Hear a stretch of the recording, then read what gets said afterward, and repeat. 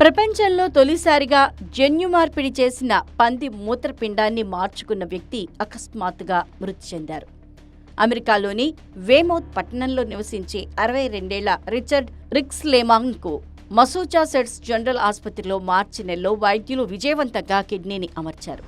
అది కనీసం 2 సంవత్సరాల పాటు ఎలాంటి సమస్య లేకుండా పనిచేస్తుందని వైద్యులు ఆనాడు తెలిపారు.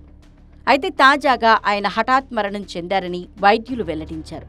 ట్రాన్స్ప్లాంట్ సర్జరీ వల్లే ఆయన మృతి చెందినట్లు ఎలాంటి ఆధారాలు లేవని వైద్యులు స్పష్టం చేశారు. సొంత కిడ్నీ పాడవటంతో 2018 డిసెంబర్లోనే స్లేమాన్కు మరో మనిషి కిడ్నీ అమర్చారు. అయితే 5 ఏళ్ల తర్వాత అది నెమ్మదిగా పాడవుతూ వచ్చింది.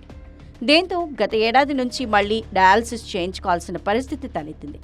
దీంతో వైద్యులు ఈసారి మరో ప్రత్యామ్నాయం లేక జన్యు మార్పిడి పంది కిడ్నీ అమర్చేందుకు ఆయనను ఒప్పించి 2 నెలల క్రితం అమర్చారు.